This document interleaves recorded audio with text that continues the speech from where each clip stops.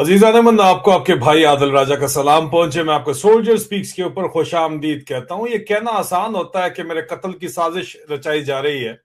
और बहरहाल हम तो जिंदगी ऐसी गुजरी है कि मौत को इतने करीब से इतनी बार देखा है कि अब बड़ा पक्का यकीन है कि जो है, एक तो मारने वाले से बचाने वाले की जात बहुत बड़ी है। और जब तक आपका दाना पानी यहाँ पे लिखा हुआ है ना, किसी का प्यो भी आपका कुछ नहीं पाट सकता। ये मैं बात आपको कंफर्म बता दूं। लेकिन कोशिशें इतनी शदीद की जा रही हैं, इतनी शदीद तकलीफ हो रही है आईना देखने से कि जनाब सुपारियां दी जा रही हैं मेरी। और ये स्टोरी अब यहाँ पे एबीपी न्यूज ने की है। और इसको कंफर्मेशन सिर्फ एबीपी न्यूज ने ऐसे नहीं कर दी है, स्टोरी जारी बात है। ये आपको इस वक्त स्क्रीन के ऊपर नजर आ रहा है। ये जनरल जावेद नासिर हैं। इनको मेरा जाती तल्लक था, फैमिली फ्रेंड्स भी, मैं इनको अगर कहूं तो मेरे दादा के बड़े करीबी दोस्त थे तबलीगी जमात के अंदर। इनका बड़ा ताल्लुक था, डीजीआईएसआई थे जनरल साहब। और इनके साथ ताल्लुक वास्ता भी था। लेकिन ये उनके नेफ्यू हैं, उनके साथ खड़े हुए हैं, मेजर आतिफ इकराम। इनके बारे में और ये स्टोरी क्या है और अंदर खाते असल कहानी भी मैं आपको बताना चाहता हूं। अगर आपका मकसद ये है कि स्टोरी डराने के लिए नहीं है, क्योंकि जारी बात है ये इन्वेस्टिगेशन ऑनगोइंग चल रही है और सबूत मिले हैं उसकी बेस के ऊपर ये स्टोरी है। स्टोरी जो एबीपी न्यूज ने किया है वो तो है कि जी ऑडियो फाइल एक्सपोज हुई है, पाकिस्तान का एक ग्लोबल रिप्रेशन का प्रोग्राम चल रहा है। आईएसआई एक प्रोग्राम चला रही है असैसिनेशन का, एस्पेनॉज प्लॉट्स पूरे वेस्टर्न कंट्रीज में चला रही है।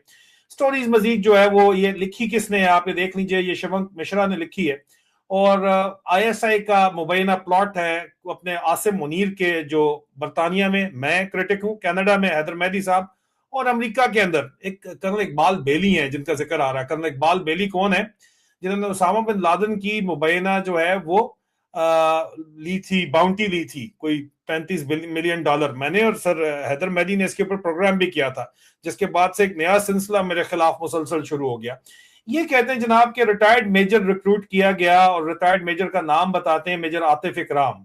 मेजर साहब के ऊपर मैंने स्टोरी की थी, इनको पर्सोना नॉन ग्राटा हाल ही में करार दिया गया है पाकिस्तानी फौज की तरफ से, मजीद चंद अफसरान की तरफ से। और कहा गया है कि अपनी कोई एफआईआर हटवाना चाहते थे और अपने फाइनेंशियल एसेट्स बचाना चाहते थे। अपनी बीवी आलिया खान नाम लिखा है, उनको पीटीए में जॉब दिलवाना चाहते थे। ऑडियो एविडेंस इनके पास मौजूद है, उन्होंने उनको सुना है। और ये आईएसआई के अफसर डॉक्टर शर्जील, जिनका नाम बता रहे हैं, असल नाम मेरे पास है शर्जील मेरी जान, डॉक्टर शर्जील तो तू कहीं से भी नहीं है। कुरैशी साहब आपका असल नाम भी हमें पता है, ठीक है ना, मुझे तो पता है आपका असल नाम। ये कवर नाम आईएसआई वाले सारे के तुम लोग साले देते हो ना, मैं अम्मा ही कहूं। तुमने उंगल खुद ली है ना, अभी बां का इंतजार कर लो भाई, ठीक है।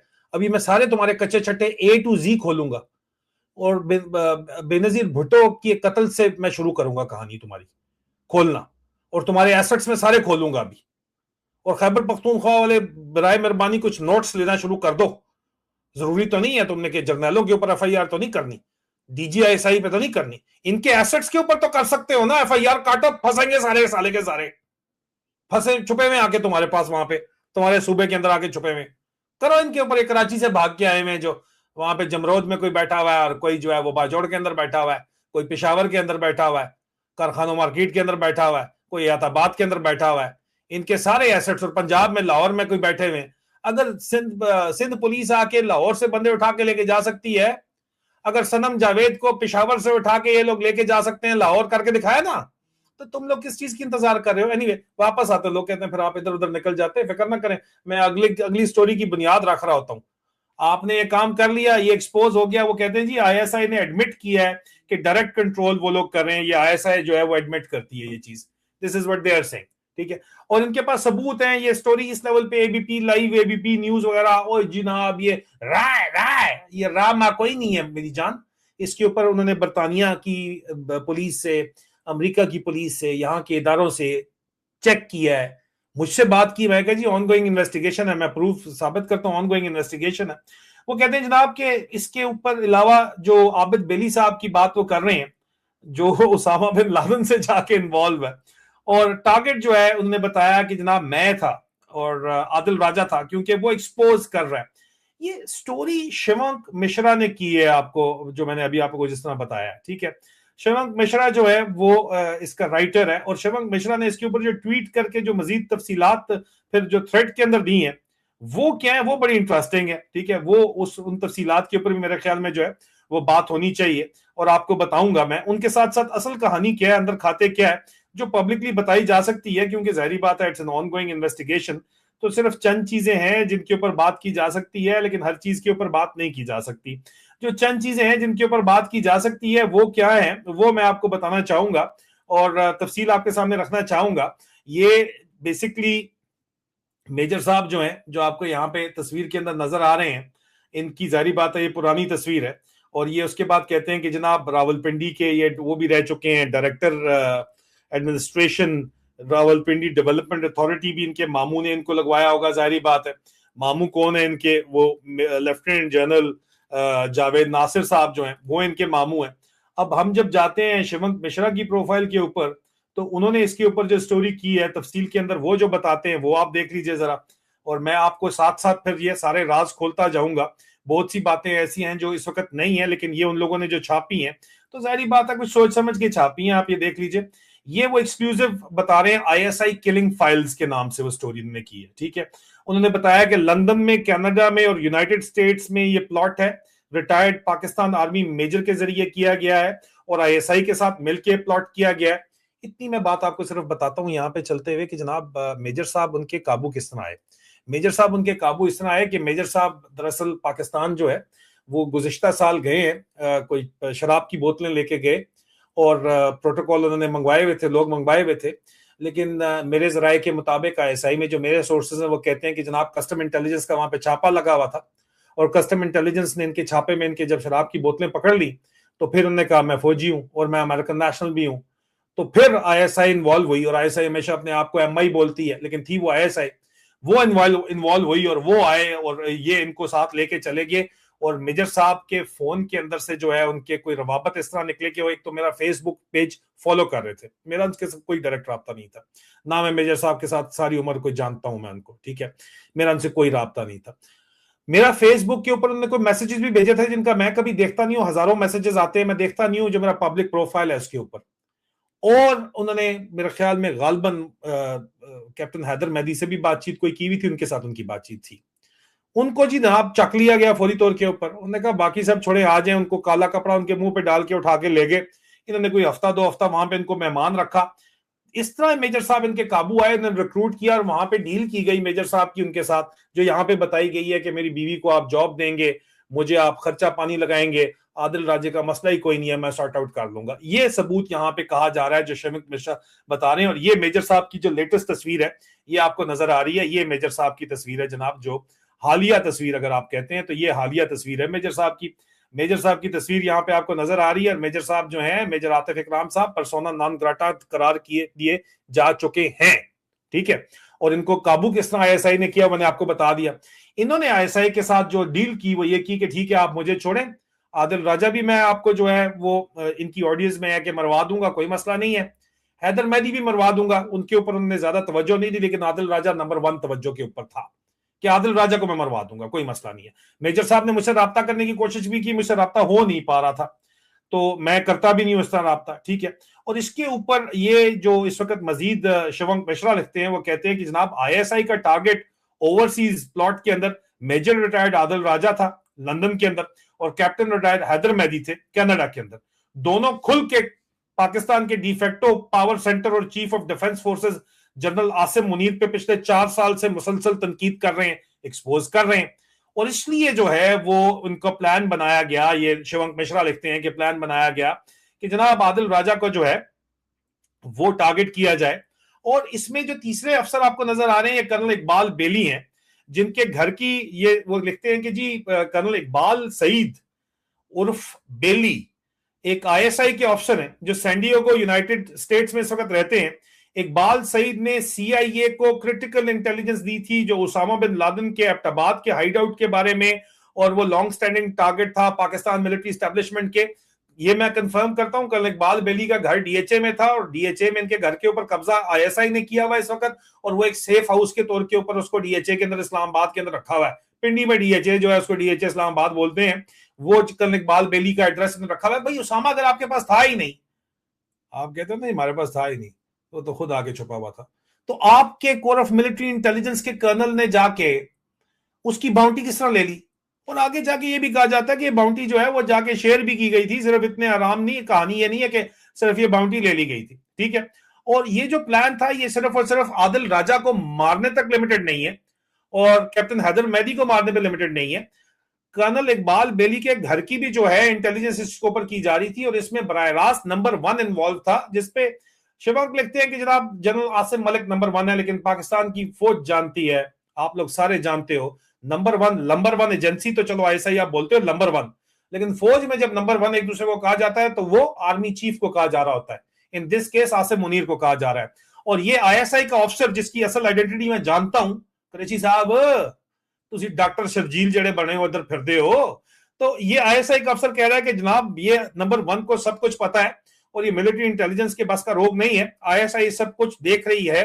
और ये पूरी कन्वर्सेशन उन्होंने यहाँ पे शिवंत ने जो है वो शेयर की हुई है इस स्टोरी के अंदर, और मुझसे उन्होंने कमेंट्स बिल्कुल लिए, स्टोरी थी, मैंने कहा जी मैं ऑन गोइंग इन्वेस्टिगेशन है, यूके की काउंटर टेररिज्म अथॉरिटीज इसके ऊपर इन्वेस्टिगेशन कर रही है, मैं तो इस पर कमेंट नहीं कर सकता, लेकिन मैं हक और सच बोल रहा हूं। आज मुझे कहा गया, मुझे पैगाम भेजा गया कि आप पे कत्ल की साजिश खुल गई है। बड़े सीनियर लोगों ने कहा कि हम आईएसआई से मुलाकात करके कहते हैं कि आपके ऊपर जानी हमला ना करें तो आप टोन डाउन कर जाएंगे। मैं अल्लाह को हाजिर नाजिर जान के कहता हूं, ला इलाहा इल्लल्लाह मोहम्मद रसूलुल्लाह कलमा पढ़ के कहता हूं, मैंने जवाब दिया कि tell them to bring it on.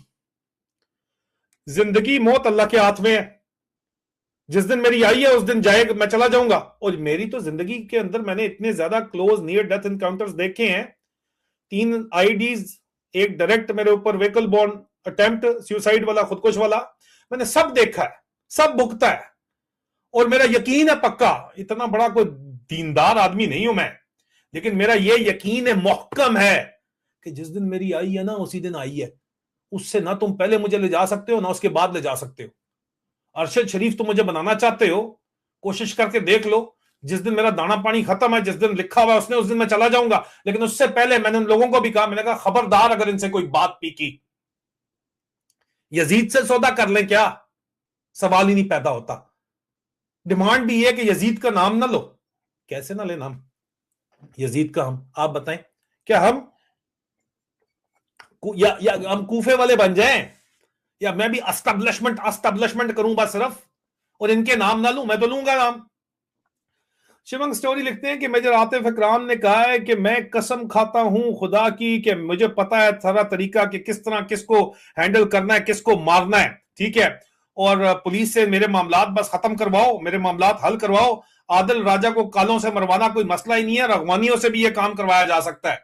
यार तुमसे बहुत बड़े गैरतमंद लोग हैं, तुम लोगों जैसे तो कोई बेगैरत नेक्स्ट लेवल का ही कोई आईएसआई वाला होगा जो पाकिस्तान भर का top criminal empire, Karachi Pakistan को कंट्रोल करता है।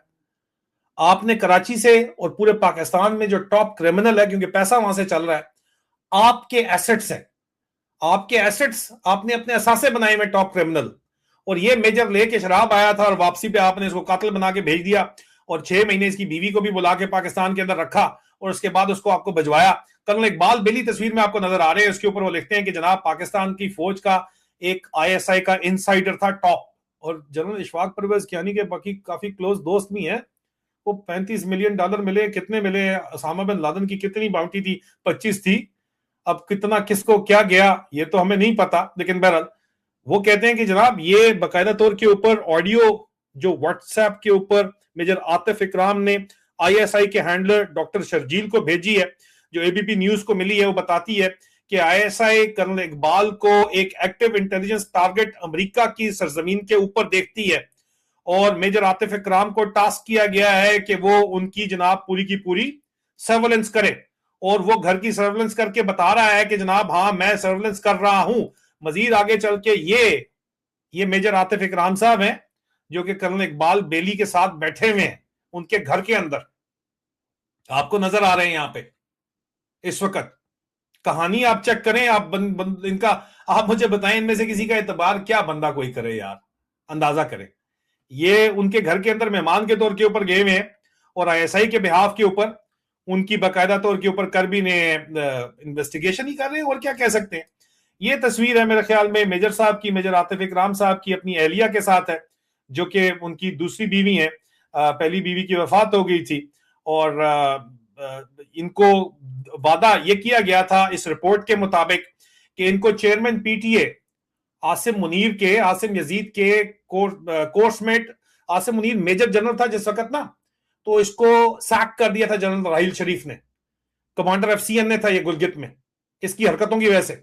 जब इसके भाई ने कासिम शाह ने एक बंदा, कासिम मुनीर ने एक गरीब का बेटा कार के नीचे दे दिया था, ये उस वक्त जो अहमद नूरानी साहब ने स्टोरी की, लेकिन इसको सैक किया गया था और ये पिंडी आया तो इसके पास दफ्तर नहीं था, ये मेजर जनरल था और जनरल राहिल शरीफ ने जाना था और ये जनरल बाजवा के साथ गीटियां उसके ससुर के साथ सेट कर रहा था, अपने मामू शामू को एंट्री करवा के, बाबर शाह साहब को, और उसके अलावा बराह रास्त भी उसके बेटे के जरिए, क्योंकि बेटे को ये रहा था बॉस, अच्छी रिपोर्ट दी हुई थी कर्नल हैदर को इसने, बाजवे के साले को, तो उस वक्त ये सैक था तो इसके पास कोई दफ्तर नहीं था, तो general Hafeezur Rahman chairman PTA ने अपने दफ्तर में, ये सिग्नल ऑफिसर इन चीफ था, अपने दफ्तर में एक अलग टेबल लगवा दिया, मेजर जनरल था हालांकि, कि यार तुम इधर बैठा करो, तू जर्नल है यार, तू मेरा फोन शोन यूज किया कर, और ये ओएसडी टाइप इसका माहौल था उस वक्त।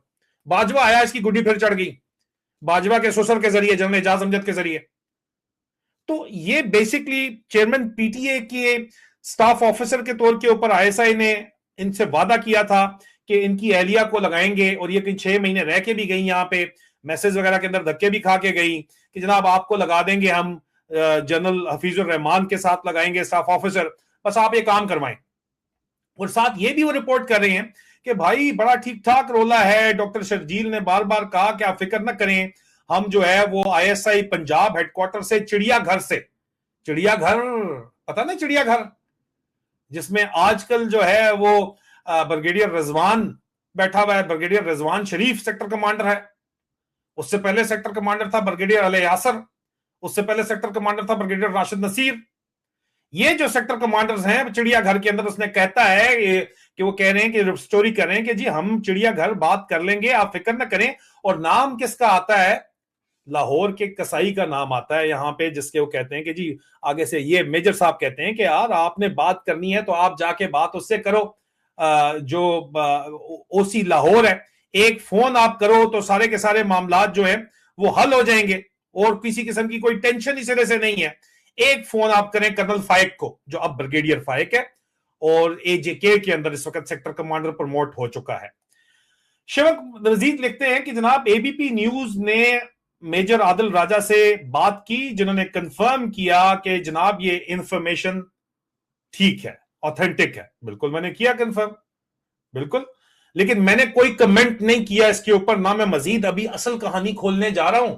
ये तो सिर्फ जो इन्होंने रिपोर्ट कर दी वो आपको बता रहा हूं, असल कहानी तो मेरे बच्चे वो मैं खोलूंगा ना। बेनजीर के कत्ल से शुरू करूंगा, किससे करवाया, कौन अफसर इन्वॉल्व था, कौन एसेट इन्वॉल्व था, और आज वो एसेट कहां पे है, और लेके आऊंगा मैं उसको आज दिन तक, अरशद शरीफ शहीद तक लेके आऊंगा। और आज दिन तक जिनने आपने नाम भी नहीं सुने ना, आपको लगता है कि हार्ट अटैक हो गया इन लोगों को, तो उनके बारे में भी हम लेके आएंगे कहानी। आपने शुरू किया ना, खत्म हम करेंगे। वो लिखते हैं कि एबीपी न्यूज ने मेजर आदिल राजा से बात की, उन्होंने कहा कि जी मैं यूके अथॉरिटीज के अंडर इन्वेस्टिगेशन है मामला, मैं इसके ऊपर जो है वो कमेंट नहीं करूंगा। जाहिर बात है इन्होंने वेरीफाई की है स्टोरी यूके अथॉरिटीज से, तभी तो छाप रहे हैं। मजीद वो कहते हैं कि जनाब ये उन्होंने कहा कि ये एक ब्रॉडर पैटर्न, मैंने ये इनको कहा कि ह्यूमन राइट अब्यूज का ये एक आसिम मुनीर के जेर एहतमाम, आसिम यजीद के मेरे जेर एहतमाम, आप में से कुछ लोग नाराज हो जाते हैं, कहते हैं आसिम खंजीर बोला करो। चलो ठीक है, अगर आप बोलना चाहते हैं तो बोलें जी ना, बात तो यही है। लेकिन आसिम मुनीर साहब बड़े शौक से देखते हैं, उनकी फैमिली बड़ी शौक से देखती है, तकलीफ में तो देखती होगी, लेकिन ये हकीकत है, ये अवाम कहती है आगे से। हम तो फिर भी उनको सिर्फ यजीद तक कहते हैं या मुनीरा मिस्त्री फौज में कहते हैं, उनको अवाम क्या कहती है, वो आसिम यजीद नहीं कहती, वो इस पर भी राजी नहीं, वो आपको मैंने बता दिया क्या कहती है। मैंने इनको बताया कि आसिम मुनीर के जेरे तमाम जो है बाकायदा तौर के ऊपर ये प्लान चलाया जा रहा है कि आवाज हक बुलंद करने वाले लोगों को चुप कराया जाए, और जो चंद गिनती की आवाजें रह गई हैं, सिर्फ चंद, कुछ को तो आपने मजीद खामोश करवा दिया। गिनती के आप फिंगर टिप्स के एक हाथ के उंगलियों के ऊपर गिन सकते हैं कि कोई बंदे आवाजें हक बुलंद करें, इनका नाम लेके आए ना दिखा रहे। कितने लोग हैं आप मुझे कमेंट्स में बता दें। उन लोगों को खामोश करवाने के लिए अब इनके पास और कोई चारा नहीं लगा, इन्होंने लॉफेयर की। लॉफेयर क्या होती है? इन्होंने लॉफेयर की, ठीक है, दे लॉन्च्ड अ लॉफेयर, जो रशियंस करते हैं, गवर्नमेंट्स करती हैं फ्री स्पीच रोकने के लिए। इन्होंने लॉफेयर की, strategic law suit against public participation किए, इन्होंने जनाब हर तरह से धमकियां दी, इन्होंने जनाब प्रोस्क्रिप्शन कर दी, कोर्ट मार्शल गायबाना कर दिया, 85 साल उसके ऊपर सजा सुना दी, 99 साल सजा सुना चुके हो, और उसके बाद कहते हो कि आप बंदा मरवा दो।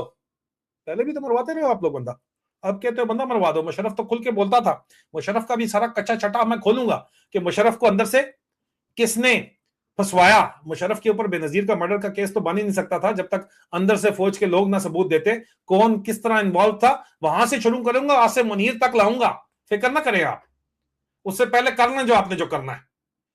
लेकिन जिसे अल्लाह रखे उसे कौन चखे, सदा बादशाही सोने रब की है, तुम लोग भूल गए हो, कत्ल करवाना चाहते हो। हाँ ठीक है। मैंने मजीद इनको यह भी बताया, जनाब ये कोट करते हैं कि आदिल राजा बार बार ये कहता है कि मेरी रिपोर्टिंग और आसिम मुनीर को एक्सपोज कर रही है। आप बताएं कि आदिल राजा गलत कहता है कि आसिम मुनीर को एक्सपोज कर रहा हूं या नहीं कर रहा। मजीद उन्होंने बताया कि 24 दिसंबर को आदिल राजा के घर में लंदन में हमला हुआ, जो कि एस्केलेशन थी, और इस मामलात का यूके की काउंटर टेररिज्म पुलिस को पहले से पता था, उसके बावजूद भी हमला हुआ। शहजाद अकबर के ऊपर भी हमला हुआ, एक नहीं 2 हमले हुए, और जो मकसद था वो बहरहाल उसमें वो कामयाब भी होते हुए नजर आते हैं। मजीद शिवांक लिखते हैं यहाँ पे, इस लेटर को उन्होंने कोट किया, और इस लेटर को कोट करके ये जो गजट है इसको कोट करके कहते हैं कि क्रूशली इस हमले से पहले आदिल राजा को एक दहशतगर्द डिक्लेयर किया गया, टेररिस्ट डिक्लेयर किया गया, किसी भी सबूत को प्रेजेंट किए बगैर, और उसको बकायदा तौर के ऊपर जो है वो तमाम, वो कहते हैं कि जी पार्टिसिपेटिंग टेररिस्ट एक्टिविटीज के अंदर 99 साल सजा सुना दी गई, और शेड्यूल 4 के अंदर उनका शेड्यूल 4 भी निकाल दिया गया। ठीक है जी। मजीद वो कहते हैं कि जनाब पूरा का पूरा केस इस वक्त यूके की top counter terrorism unit SO15, ये एबीपी न्यूज जो है रिपोर्ट कर रही है, शिवंक रिपोर्ट कर रहे हैं कि जनाब, और इसको बहरहाल कंफर्म कर चुकी है मिडिल ईस्ट आई भी, और इसको कंफर्म कर चुके हैं जियो न्यूज भी कंफर्म कर चुका है कि इंटायर केस जो है इस वक्त यूके की सबसे नंबर 1 जो इस वक्त काउंटर टेररिज्म कमांड है, वो काउंटर टेररिज्म पुलिस लंदन के कोऑर्डिनेशन के अंदर SO15 उसको बोलते हैं, वो इसको देख रही है। और उन्होंने एबीपी न्यूज को रिस्पांस दिया बकायदा तौर के ऊपर काउंटर टेररिज्म पुलिस लंदन ने, कि यूके काउंटर टेररिज्म पुलिस जो है बड़ी तेजी से लॉ एनफोर्समेंट बड़ा क्लोजली काम कर रही है पार्टनर एजेंसीज के साथ और कम्युनिटीज के साथ। वो कहती है कम्युनिटीज को एक्टिवली कि यार आप बताओ अगर आपको बैरून मुल्क से किसी किस्म का कोई खतरा है तो। और काउंटर टेररिज्म पुलिस के मुताबिक अरेस्ट भी रिसेंट हुई है, और recent arrest charges under National Security Act are example of such active measures जो हम इस वक्त काम कर रहे हैं। सीटीपी ने पब्लिक से भी अपील की एबीपी न्यूज के जरिए कि अगर आपको लगता है कि कोई इन्वॉल्व है इन कामों के अंदर तो आप उनको जरूर बताएं, उनके बारे के अंदर जो है हमें आगाह जरूर करें। दूसरा वो कहते हैं कि एक और विक्टिम जो है, वो लिखते हैं, एबीपी न्यूज लिखता है, शवंक लिखते हैं, शवंक मिश्रा लिखते हैं कि एक और victim captain retired Haider Mehdi जो है, उन्होंने ये कहा कि वो डरे हुए हैं, मेरे ख्याल में वो जान के लिए डरे हुए हैं, और इसलिए वो पब्लिकली इस बात पे कमेंट नहीं करना चाहते। उन्होंने कहा होगा for scared for my life में भी ये इस तरह की बात की होगी। सर हैदर मेहदी के साथ मैं डायरेक्ट प्रोग्राम करूंगा, इसको क्लैरिफाई करूंगा। In the meantime major retired Atif Ikram जो है वो कहते हैं कि पाकिस्तान की बदनाम जमाना स्पाई एजेंसी ISI का एसेट होने के बावजूद, और एबीपी न्यूज ने बार बार उनसे राब्ता करने की कोशिश की है, और उन्होंने उसके बावजूद जो है वो किसी किस्म का कोई कमेंट नहीं किया, कोई जवाब नहीं दिया। और ये भी उन्होंने कहा कि जनाब आप आदिल राजा और हैदर मेहदी के ऊपर जो है ये साजिश रचा रहे हैं, हमारे पास सबूत है, और आप उस खुद अपने फायदे के लिए और अपनी बीवी की नौकरी के लिए काम कर रहे हैं। तो उन्होंने किसी किस्म का जवाब नहीं दिया, लेकिन अंदर खाते मैंने आपको बता दिया ISI ने इनको किस तरह जो है काबू किया। और इस एबीपी न्यूज की स्टोरी के बाद वो कह रहे हैं कि सबसे बड़ा सवाल ये है कि वेस्टर्न डेमोक्रेसीज जो हैं वो डायरेक्टली इस वक्त ISI की जो ये हरकतें हैं, जो बदमाशी है बरतानिया में और कनाडा में, ISI के जो प्लान्स हैं मारने के डिसिडेंट्स को, क्या उसके खिलाफ कुछ करेंगे या चुप करके बैठे रहेंगे या इनको सपोर्ट करेंगे? ये बहुत बड़ा सवाल है यहाँ पे। देखें अजीजा नेमन, बात यह है कि मैं एक दफा फिर आपको बता दूं, मैं जो काम कर रहा हूं, अगर मैं कोई गलत काम कर रहा हूं तो आप मुझे बता दो कि यार ये काम तुम गलत कर रहे हो। 99% कमेंट्स मैं भी पढ़ता हूं, मुझे भी पता है आवाज हक अगर मैं बुलंद कर रहा हूं तो मुझे आपकी सपोर्ट चाहिए। और मैं कोई तो ऐसा काम कर रहा हूं कि मुझे कत्ल करना चाहते हैं, अरशद शरीफ शहीद की तरह। अरशद शरीफ शहीद की बदकिस्मती ये थी कि मुत्तहिदा अरब अमारात में बैठा हुआ था, UAE में, दुबई में बैठा हुआ था, जो कि डन है ISI का। आईएसआई का सबसे बड़ा फॉरेन स्टेशन जो है मुत्तहदा अरब अमारात में है। और ओसी दुबई, तुम मेरे दोस्त तो जरूर हो, लेकिन अब नहीं। मुझसे राब्ता तुमने किया, तुमने मुझे बहुत कहानियां डालने की कोशिश की, और फिर जब मैंने तुम्हें आगे से सुनाई तो तुम नाराज तो हो गए। लेकिन इनफ इज ब्लडी इनफ। तूर साहब, ये नहीं हो सकता। अब इनफ इज ब्लडी इनफ।